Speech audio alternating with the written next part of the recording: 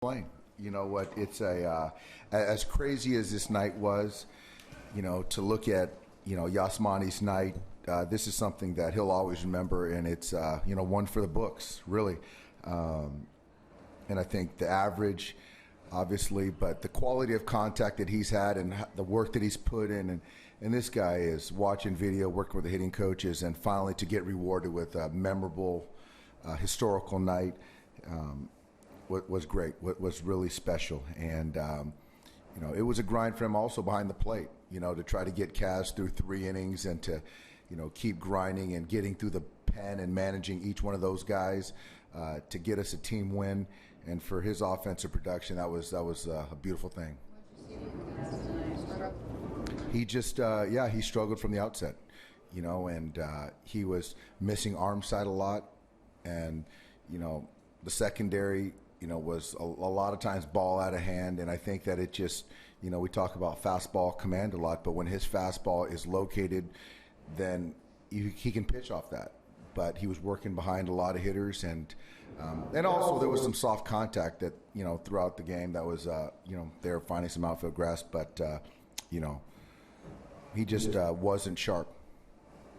Taz threw on the screen and shook his hands. Was that perspiration or was that? I think it's perspiration. We talked to him and there was nothing as far as anything with injury. I think it was just perspiration. Yeah. Short starts from your starters, wearing on the bullpen. I mean, they're hanging in there, but how tough is this getting?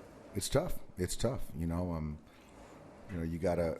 I think those starters know that the onus is on them to set the tone, and when you've got a taxed bullpen and 8 guys down there and a 4-man bench, there's some crazy things that happen. But, it starts with those guys going deeper, and they know that. And it's not from lack of preparation or effort. So, there's been some good starts in there. And, last week we had a good turn. All those guys had good starts. So, tomorrow we got Mac, who's coming off a good start, and we expect him to continue to do what he's been doing. So much contact from all your batters tonight, not just the big hitters, but so much contact all down the line from all. Can you talk about that?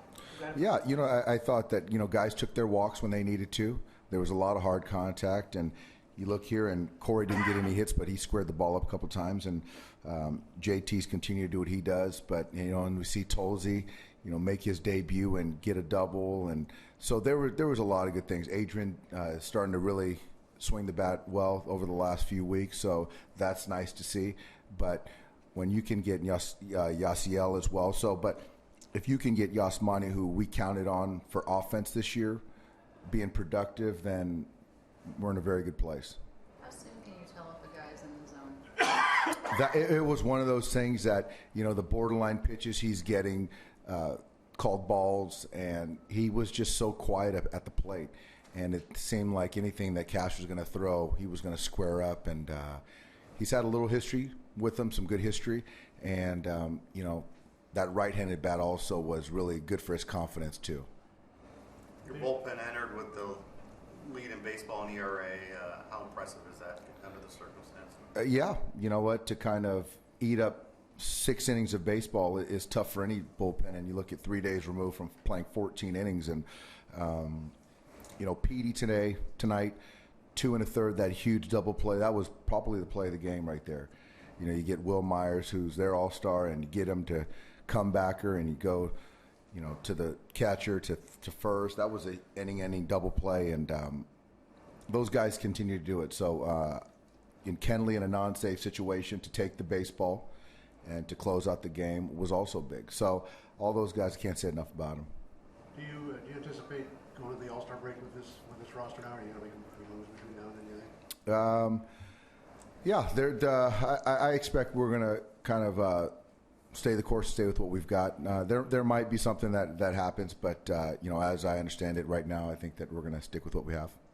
Dave, I think Kaz was around 86, 87 when you pinch hit for him there in the third. He maybe could have given you one more. What was the decision? Well, I think that your eyes tell you that he's stressed in the first 3 innings. And he's throwing 86 pitches in 3 innings, not over the course of 5 or 6 innings. So that adds to the workload. And so it's not a number. You still got to take into consideration, how many innings.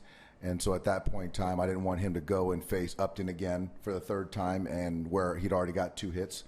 So it just made sense to, I felt that that's all it could give us for the night.